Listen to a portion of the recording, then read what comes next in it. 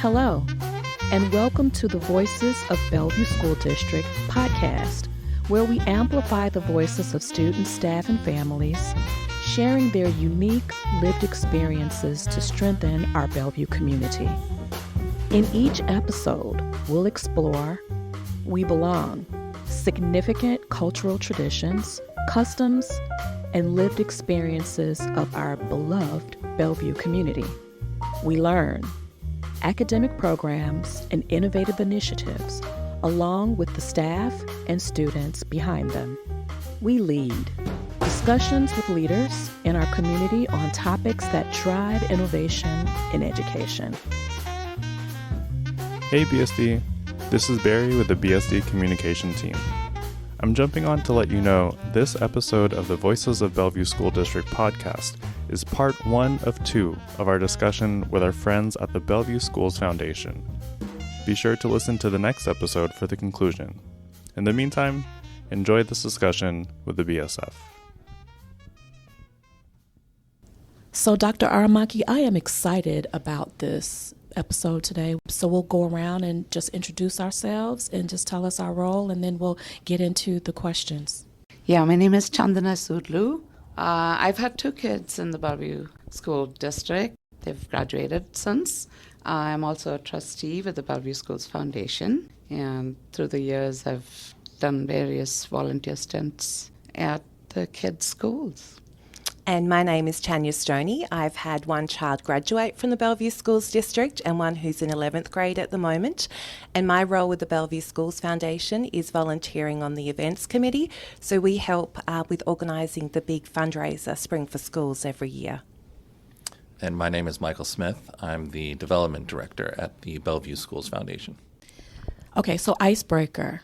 We are starting to see spring, right? What is the sign that spring is coming for you? What gets you excited about it?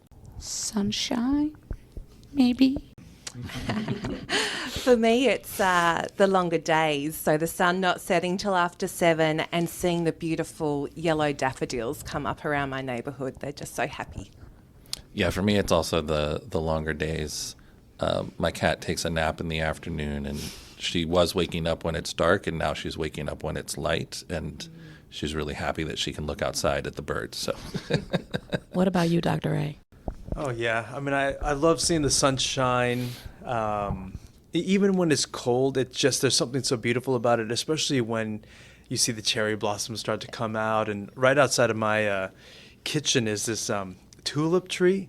And so I can see the buds just getting bigger and bigger. And, it's like when that pop of pink happens in the spring, it's just amazing. Yeah. And I'm a Northwestern native, and we're so used to kind of going through the cold and then the dark.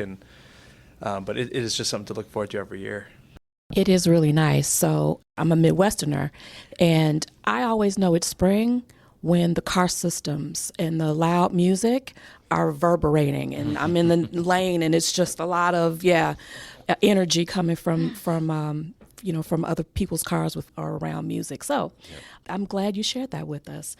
We're here to talk about Bellevue Schools Foundation and an exciting event coming up. And before we jump in and talk about the Bellevue Schools Foundation and Spring for Schools and all of that, which is one of my favorite things to talk about, Tanya, Chandana, I'd love to hear you talk a little bit about kind of your own education, since this is an education podcast, and I think that both of you went through your K-12 schooling outside of the United States.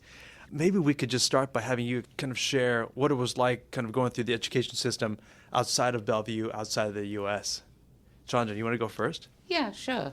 So all of my education up until and including undergrad was in India. So K through 12, actually it's K through 10, I went to what's called a convent school. Okay, it's called a convent school, but it's just the generic term. It just means that it's a school that's run by the Jesuit order of priests, but anyone belonging to any religion can attend it. Some of the ones who are Catholic have catechism, and the rest of us have moral science. But it was very different. Each section had about 50 to 60 kids. So each grade would have about 5 sections. So think about the size of that school. And this was back in the 70s, so I don't even want to think about how big the classes are now. Wait, so when you say sections, you're talking about the classes, like the class sizes were Right. 50. So grade 1, for example, would have grade 1A, grade 1B. So A, B, each of those are sections. Each of those sections would have about 50 to 60 kids. Wow. So huge. A little different, yes. Yes. And the biggest thing I remember is, I think my parents may have come to school twice until I finished 10th grade. So we would have a parent-teacher meeting once a year, if necessary. I suppose for the most part, I must not have created trouble, so my parents didn't come. So the predominant view was, if you are in trouble, your parents came to school. Oh, got it. So that's what we walked away with. I can't imagine those class sizes. That's extremely different than what we have here in Bellevue. Huge. Yeah. Huge. Well, we have a lot of playmates and a lot of teams to play team sports. That's but the teachers, knew our names, but as you can imagine, there's not a lot of individual contact with the teachers. Of course, education was great. All of that was good. The other big thing was that public schools in India are private. So here's what contributes to the confusion when people move to this country. When you say, are you sending your kids to the public school? And they're going, whoa, that's too expensive. Because, for example, Delhi Public School or Hyderabad Public School is this really elite schools which have huge fees. I guess you'd call it tuition, but yes, it's called fees in India. And the actual public schools are government schools, which are atrociously bad. So you don't send them. So the first thing that happens when you move here, if people are talking to you about schools, and they say, I'm sending my kids to, the regular government schools, that's just like, what? Wow. I mean, you kind of assume that there's a difference when people move from another country to the Bellevue School District, but you don't think about people's expectations about class sizes being different, or their assumptions about public versus private, or like you said, parent involvement. Yeah. The whole maybe concept of PTSA or volunteering in the child's class or coming to visit is probably really different. Like you said, in India, your experience was parents came if there was a problem. But here in the States, parents are in the schools all the time. Yeah, and when my oldest child was in kindergarten, I think I went in one day because we were actually asked to come in. I can't remember for what, but I remember the teacher setting aside and saying, would you like to come tomorrow? We have school picture day. And I remember thinking, what did she do? That was my first thought. If you're asked to come to school, there was a problem. So that took some time to assimilate and say, no, really, it's a good thing to be there. And at that point, I wasn't working.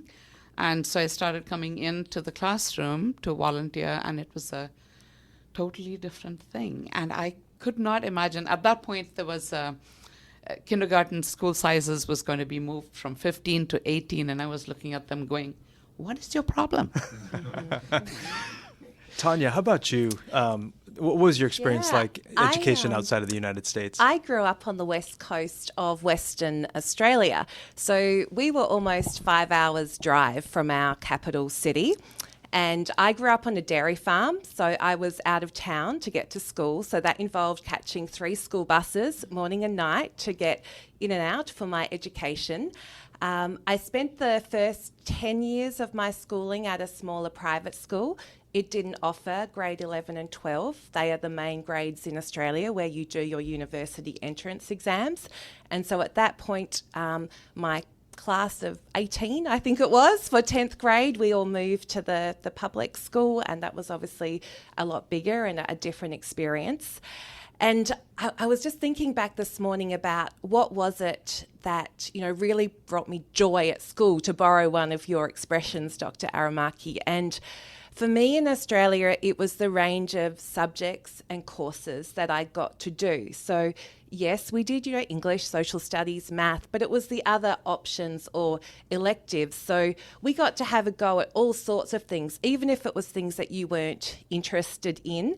And I think that's really important because it teaches you to find the positive in every experience and think, what can I get out of this situation that I'm in?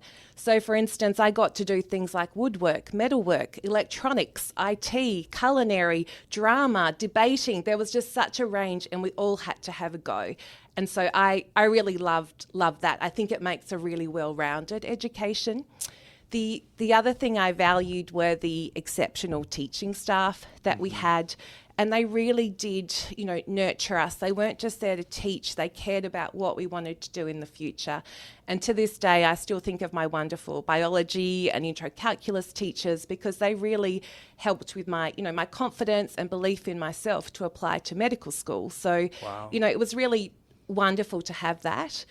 And I think the final thing that I think about were the amazing field trips and camps that we went on. And so for me, being able to get out and to see things, feel things, really experience them does help with your learning. In biology, we got to go and camp on an uninhabited island for 4 days, where we did experiments and looked at different ecosystems, even catching the tugboat out to the island, and we had to climb up this rope ladder on the dock to even be on this island. I mean, that's amazing, not just for your academics, but it's also some life skills as well. And, we would have grade level camps where we would do things like abseiling and caving and sea kayaking, and you all work together. There was a real sense of community and problem solving and just stepping out of your comfort zone. So for me, it was really that well-rounded education that I value from Australia.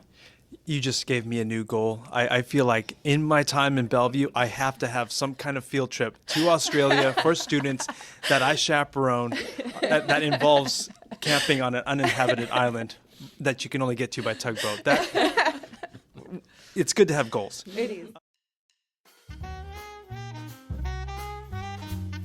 Hey, BSD. We'll be right back after this short break. Hi BSD, this is Nellie from Bellevue Big Picture School. Did you know we work with a variety of community partners who help make our community thrive? In addition to the critical fundraising efforts of the Bellevue Schools Foundation, we want to give a special shout out to Bellevue Lifespring, who supports our families with resources and workshops, the Boys and Girls Club of Bellevue for providing safe spaces and mentorship, International Community Health Services for offering health and mental health services at Highland Middle School, Jubilee Reach for bringing healing and community through support programs, Rainier Athletes for mentoring students to build confidence and advocacy, and Youth Eastside Services for providing mental health support for students in need. Thank you for supporting our Bellevue School District community. So I imagine you too must have had some culture shock. I mean, growing up in that education system and then coming to the Bellevue School District where your kids are going through. You want to just share maybe one or two kind of moments of like, wow, they do it a little different here. Yeah, I think, that concept of things, different jargon being used, that's very confronting when you first move. And just not understanding how, the system works. Some things that were extracurricular in Australia were courses here that you enrolled in, and, things like, band and music, that was done as an extracurricular in Australia. So just getting my head around the high school system, and that all 4 years count toward your GPA that your college will be looking at. While in Australia, the lower high school grades didn't count, and of course it was those entrance exams for university that you sat at the end of 12th grade. So there was just so many differences, and just trying to find those resources to have the information to, equip ourselves with. So I felt like my kids were getting a fair go. Was difficult. Mm-hmm.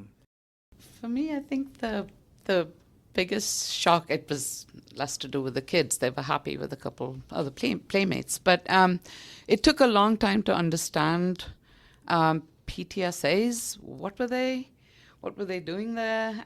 This was through elementary school, and then in high school was a bigger shock. There's the booster club, there's the PTSA, there's the, another 501c3 set up for music. And then I'm involved with robotics, which is the big thing. And then we were considering, should we create yet another booster? It took a while to understand all of these pieces. Why do I donate to the PTSA? Well, isn't public school free? There was all of those things, and I've spent the better part of 20 years now educating parents who come into the schools about why you need to be a part of it. Not just the funding part, but you are a full partner in the schools and the school district and the community. Even if you don't have kids in the district, that school is in your neighborhood, and so you are a full partner in what happens at that school. It's taken me a while to get that. That's right. Yeah. Full partnership is what we're going for. But let's briefly help everyone understand the role of public funding in schools in Washington and how the importance of what BSF does to help us bridge gaps and provide resources for our families. Sure, I can get it started, and then maybe, Michael, you want to chime in on the BSF part. Basically, school districts are funded in a number of ways. We get most of our funding from the state. So Bellevue taxpayers, from property taxes, we send money to the state to fund public education. And then the state then takes all of the money collected statewide and then reallocates it out to school districts. And so that's how we get the bulk of our funding, the bulk of our $400 million budget that we have. About $12 million a year comes from the federal government. So some of our funding is federal, and in the news as of late, there's lots of questions about whether the federal government's going to continue to fund education. And so we're keeping our eyes on that. But about $12 million of our $400 million budget comes from the federal government. And then the rest of the funding that comes to the Bellevue School District is also property taxes from Bellevue residents, but through the local levy. So school districts are allowed to raise some of their funds locally. 10 years ago, school districts could raise quite a bit of money, like up to 30%, I think, of their budget could be local. But with the new changes in state funding formula in around 2012 to 18, the state really held down local ability to raise funds locally so that there could be more kind of fairness across school districts. So school districts were funded locally through levies, state, and then a little bit from the federal government.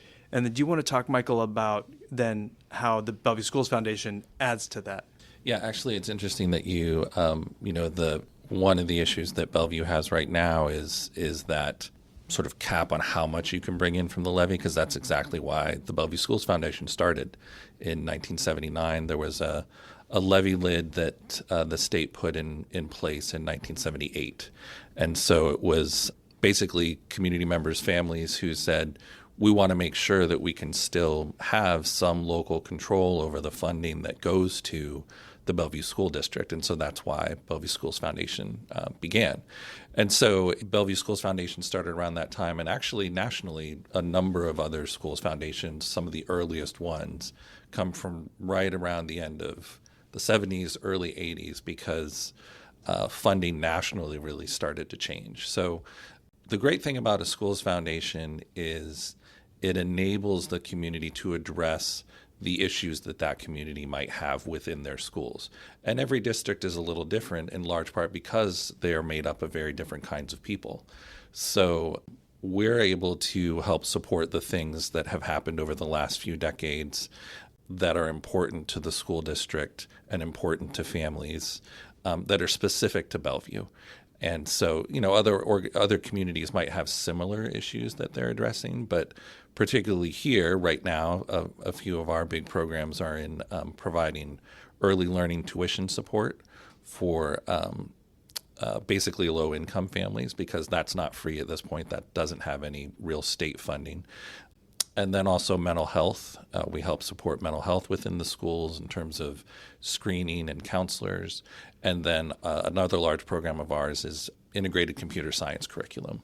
And that's something that obviously is of great importance in a tech community like Bellevue. And so we have a few other programs, but those are really large ones. And I think they say a lot about the values of Bellevue and what Bellevue parents and the Bellevue community is interested in right now.